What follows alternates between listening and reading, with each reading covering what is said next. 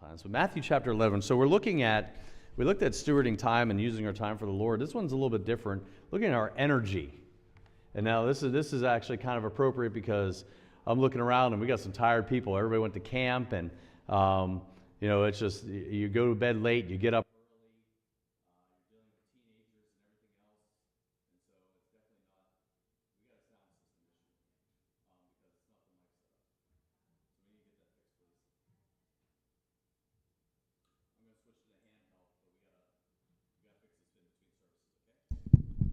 Let's go ahead and go to the handheld. All right, so I'll stay behind the pulpit here, and we'll figure this thing out. Matthew chapter 11, look at the Stewarding Energy. Now, Jesus is speaking here, and he says, verse 28, I apologize, Matthew 11, verse 28, "Come unto me, all ye that labor and are heavy laden, and I will give you the best four-letter word that follows here, rest." Anybody feel like they could use a little extra rest today?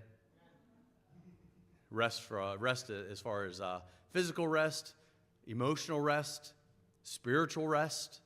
Rest comes in many forms. He says also, "Take my yoke upon you and learn of me, for I am meek and lowly in heart, and ye shall find rest unto your souls. For my yoke is easy and my burden is light."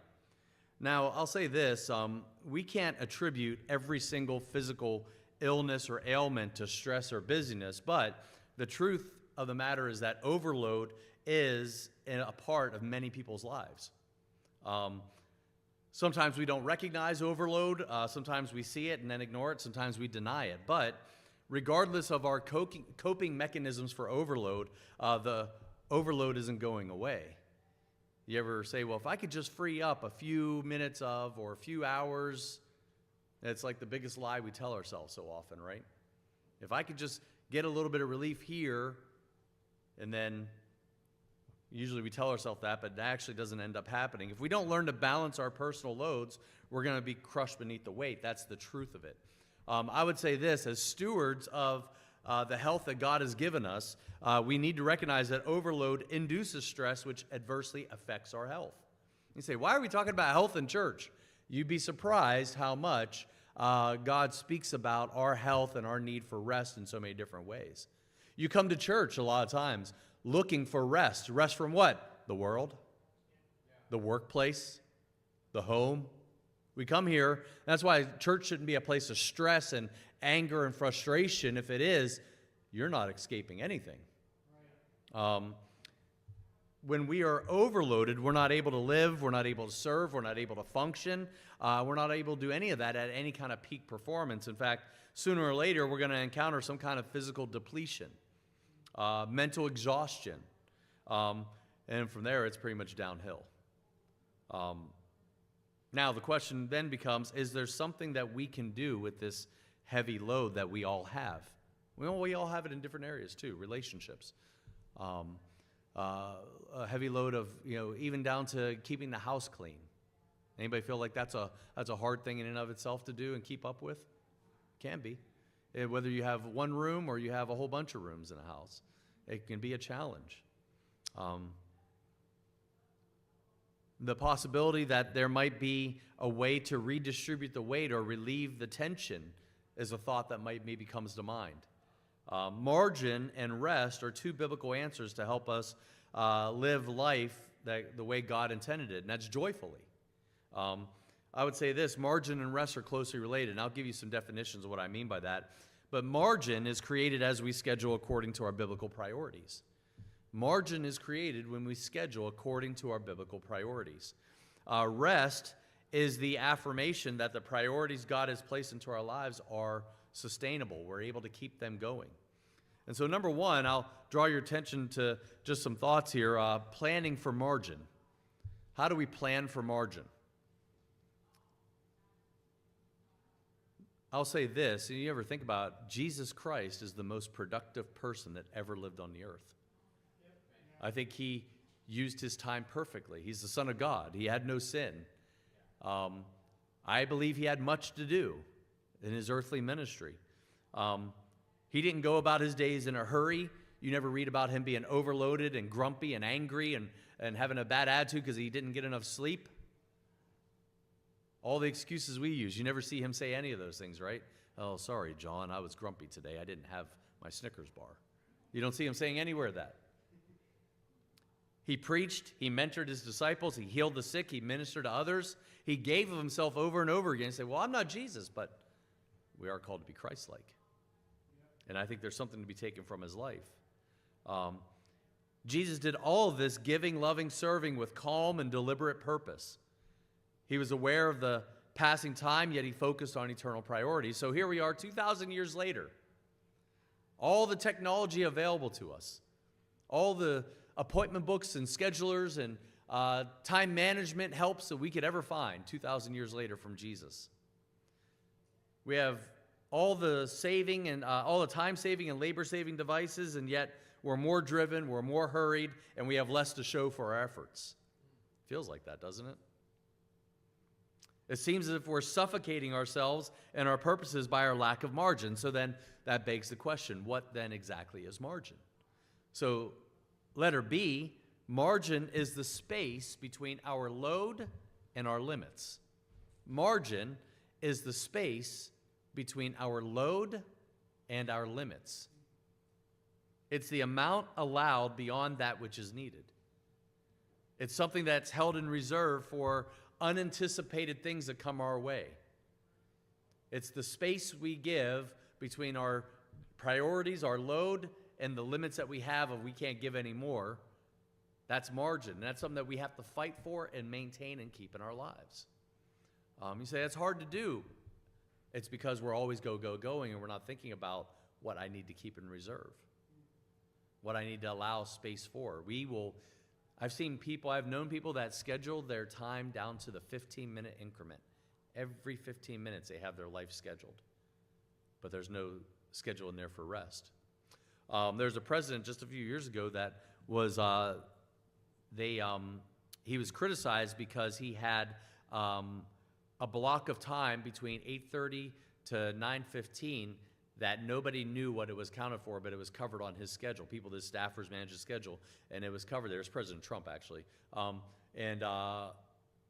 What it was that when people asked finally, because the press got a hold of it and said, what's he doing with that time? Why isn't he doing this or doing that? And he said, that's the time I use to get my rest, to think without anybody interrupting me, to plan and do those things there.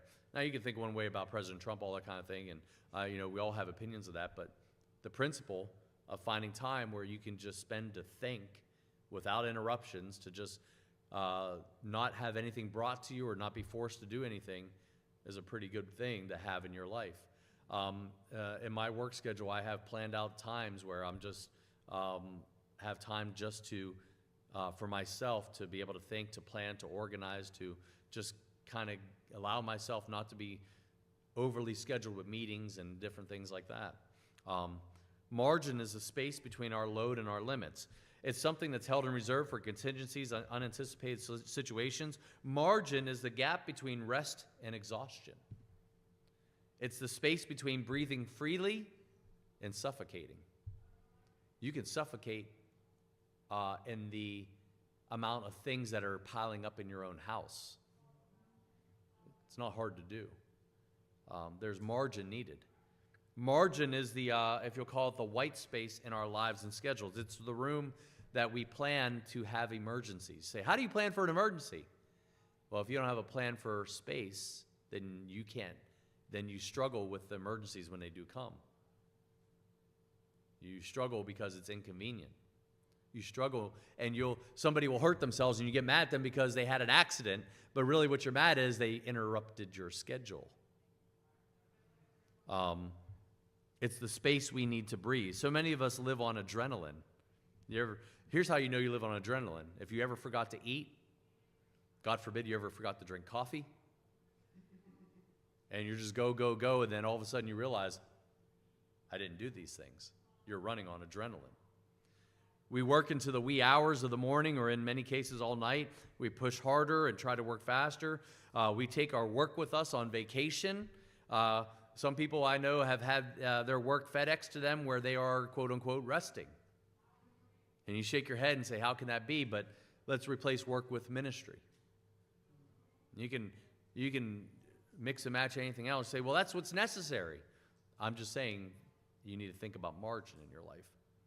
One of the most pressing problems in our day, however, comes in this one word, and that word is overload. Say, what kind of overload? Activity overload. Too many things going on. Change overload. You ever get stressed out about so many changes happening? Well, I didn't know this was going on. I didn't know that. Change overload. Here's one that has affected me is choice overload. You'd be surprised how many choices you have to make, how many decisions you have to make in a day. And by the end of the day, guess what you do for dinner? I don't want to think about dinner. I'm just going to do the easiest thing. Anybody ever done that before? I don't even want to think about what's for dinner. I don't want to think about making dinner. I don't want anything to do with that. I just want to go to Little Caesars. Right? We do that. We're burned out on making decisions and choosing all day. So then we make bad choices. Commitment overload. I am the worst about, I will say yes to anything. My wife has to pull me in. I will commit to everything, even if I can't do it, because I just want to. I want to be a part of something. I want to be a part of people. And she is like, we don't have time for that. In fact, I'm not allowed to make plans. And I listen to my wife that way when it comes to personal things. Why? Because I will overcommit us, and I won't tell anybody. Debt overload, decision overload, expectation overload, fatigue overload, hurry overload, information overload.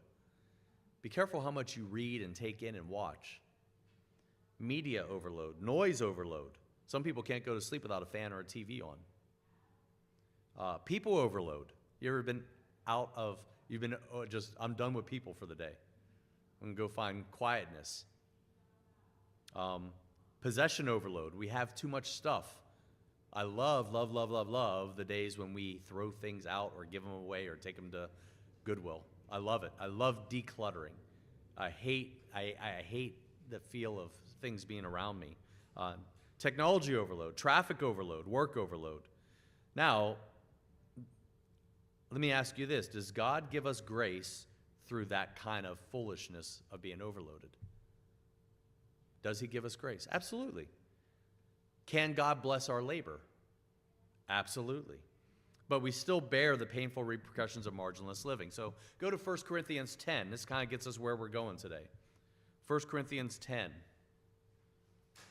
We're talking about stewarding our energy. You only have so much energy for certain things. I'll even say it like this. We will get so busy, and one of the things we cut out is our walk with God. We'll cut out going to church because we have so many things going on. I'm not against people missing church for different reasons every once in a while, but people will cut out church because they can't keep the commitment to soccer. And I've had parents tell me, well, we need to teach our kids to be committed and to finish and follow things through. And that works for soccer and school and all these other things, but when it comes to things of the Lord, they don't count those things. 1 Corinthians 10:13. There hath no temptation taken you, but such as is common to man. But God is faithful, who will not suffer you to be tempted above that ye are able, but will with the temptation also make a way to escape, and ye may be able to bear it. Number 2, what God has given each of us is sustainable.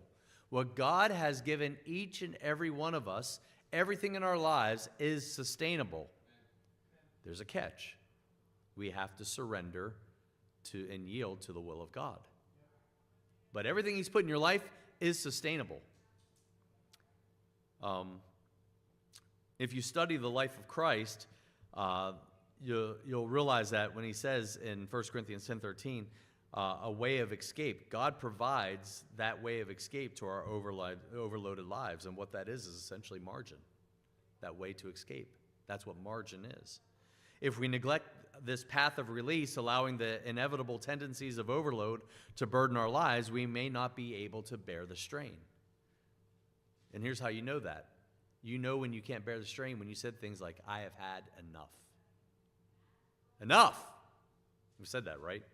I'm done. That's overload. It's the lack of margin. So how do we set this margin, or how do we prevent the stress from taking its toll on our bodies? Or more importantly, how did Jesus do it? Letter A, we schedule quiet time with God. You say, I got so much to do. It's the exact reason why you need to schedule quiet time with God. You're going, but you're not seeking. We're so busy about even our Father's business that we don't even spend time doing business with our Father. That's the challenge. I mean, let's look at Jesus' life. When you read the New Testament, do you think there was a lot of demand on him in his life? There are people coming from all over saying, I need you to come here. I need you to go there. My child is dying. My husband is dead. I need this healed. I need that. And people are coming from all over. How did he handle that? Not only did Jesus come to seek and to save the lost, but he was continually sought out by the multitudes. In fact, Jesus could have spent all day, every day, and pulled frequent all-nighters to meet the expectations of others. But if we know that's true in Scripture, then how did Jesus determine what should have his attention each and every day? How did he refill and replenish himself so he could give freely to the needs of others? He spent time with the Father. How often have you read that Jesus went up in a mountain to pray? He went and got alone to pray. We just see he prayed. I see that he sought the Father to balance his life. He sought and scheduled quiet time with God. I'll even go further. What doesn't get scheduled in your life never gets done consistently. What you don't schedule in your life doesn't get done. Question then becomes, how important is scheduling quiet time with God?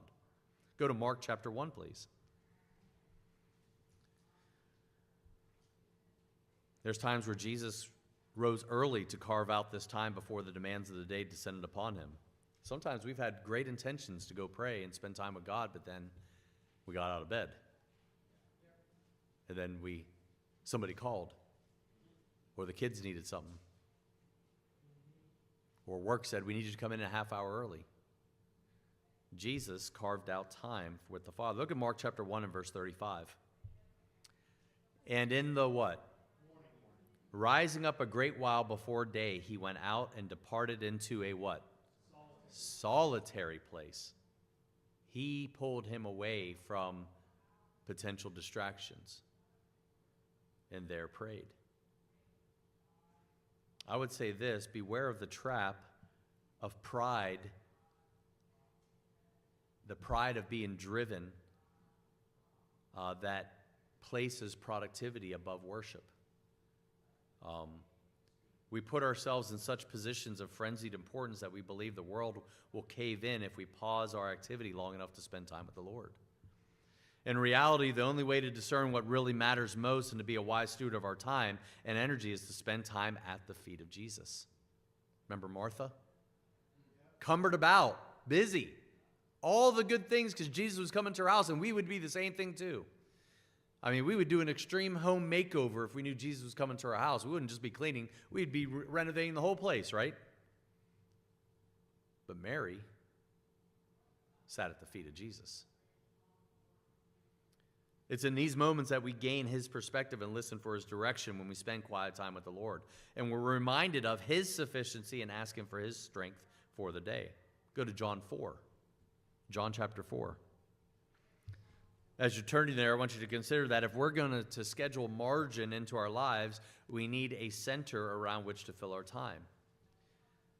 And sometimes that requires us to have the courage to say no to those things that don't fit into our priorities. So then, if we're supposed to center our lives around things which fill our time, then what is the center? Look at John chapter 4, verse 34. Jesus saith unto them, my meat is to do the will of him that sent me and to finish his work. When you plan out a meal, you don't say, what sides are we going to have first? You say, what's the main thing, the main dish of the meal? What's the meat? You say, boy, I can't wait to get together and have for a luncheon and have a whole bunch of salad. Usually, nothing against salad, but you usually say, what kind of meat are we having? Chicken, fish, beef, lamb, pork? And then everything else is around it. Jesus said, my meat is to do the will of him that sent me, to do the will of him that sent me, and to finish his work. Jesus' example shows us that it's the will of God. Go to John 6 and look at verse 38. John 6 and verse 38. This is Jesus speaking. He says, "For I came down from heaven," verse 38, "not to do mine own will, but the will of him that sent me." That quiet time with God is so important because it allows you the opportunity to go to God and say, what is the priority that you have for me today, Lord? We don't ask that question very often. One, because we don't like the answer. Two, we don't think we can make time for the answer. And three, we like what we want to do first.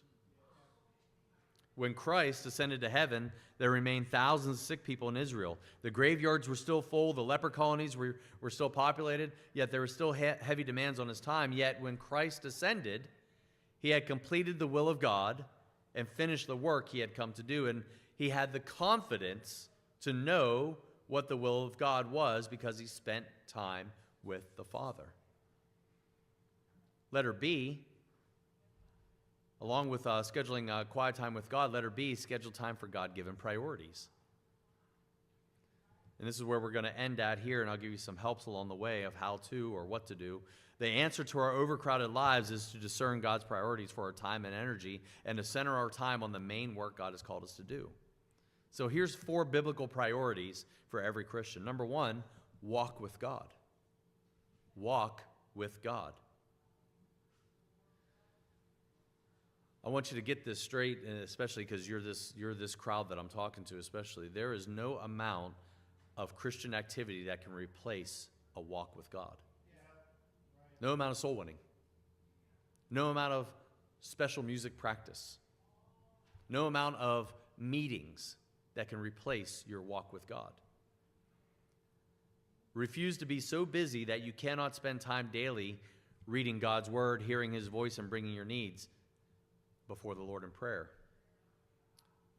You think about Enoch. He lived 365 years, and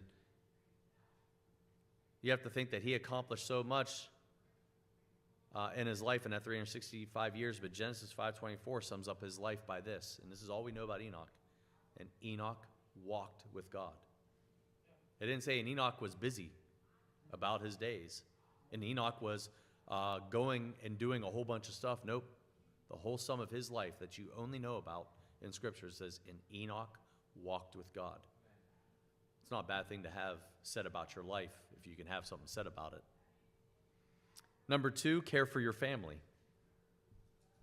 Spend time with your spouse, children, brothers, sisters, if you don't have a spouse or children. Ephesians 5 and 6 tells us how to do it, but it's up to us to actually make our family a priority. Number 3, or letter C, labor at work. Labor at work. You say, we're talking about spending time with the Lord, now you're telling me to go to work. I never wanted to be the kind of Christian that had his Bible open and was talking to people about the Lord when he should have been working. You do that on your breaks, you do that at lunch, wonderful. After, before work, wonderful. But don't be that Christian that robs from your employer because you're doing spiritual things. Labor at work. Work is one of God's gifts. It was never a curse. Most people think work was a curse. It wasn't. Work was given to Adam already. More work was the curse, to work harder. But work's not a bad 4-letter word. It's a good word. How many people believe that young people need to learn how to work more? 100%. You can get promoted just by showing up on time anymore. Do that for 2 weeks straight and you might get a promotion. That's how low the bar of expectation is in this world. Invest your energy into labor, and having productivity show for it is gratifying. I hate cutting the grass. I hate it. Every fiber of my being. But there's something about cutting grass that once you do it and you see how nice it looks, it feels better. I hate weeding. I hate it, every part of it. I hate looking at it. I hate doing it. And I'm mad that I'm there, but after it's done, it looks nice. I hate cleaning. I wish the fairy godmother and her elves would come in every once in a while and just do that magic that they do every once in a while, but I'm glad after it's clean. Labor. Letter D, worship and serve God. Worship and serve God. Often, as soon as people are convinced they need margin, they decide that church attendance and personal ministry are the first areas to be cut out from their schedule. But I believe that, and we see clearly, God plans for every Christian. His plan for every Christian is that within the local church, he would find the support and encouragement to maintain balanced priorities that center on exalting the Lord. Our time of gathering together to worship God and our service to God through the local church is one of the most meaningful, fruitful priorities in our lives. If 80% of the people would throw their hands into the work would be done quickly. Many hands make light work. There's so many things that go on just even for today's luncheon. So many things. And people were still scrambling beforehand. And it's not a complaint. It's just a matter of what it is. And here's the mentality of this world that people have. I'll wait till somebody asks me to do something, as opposed to going and saying, what can I do? And I'll be very, very straightforward about this. If somebody's waiting for me to tell them to do something, a lot of times I'm so busy, I don't have time to stop and ask somebody. But when somebody comes up to me and asks, hey, yeah, absolutely, here, can you do this? Can you clean the grill? Can you do that? Can you, whatever it may be. And if we're willing to do whatever needs to be done, then we don't worry about what job is beneath us or what job we aspire to. We just say, let me do a job. And so we think about the seasons of life and how they change the balance we try to achieve. And a lot of times we need to purposely expect that the changes in life and the different seasons we go through are something to be expected and something to be accepted as a part of life. Change is a constant in life. It's the one constant you can depend on. Things are going to change. So you want to build in margin for that. You want to build in room to allow that change to happen. Scheduling according to priorities will always lead to finding time for the will of God, and our times of trouble usually arise when we fail to discern what the will of God is, or when we fail to invest our time in what matters most. It's easier to say no when there's a greater yes burning inside. And you have to define what that greater yes is. That greater yes is time with and walking with God. For Jesus, that greater yes was finishing the work God gave him to do. He made margins in his schedule to renew his soul. We all have heavy demands on our time and energy, yet we're truly limited in our resources. We only have so much health and energy to be able to do stuff.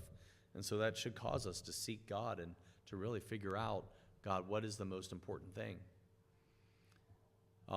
Is it more important for me to sit and watch TV hours on end, or can I be spending time with God?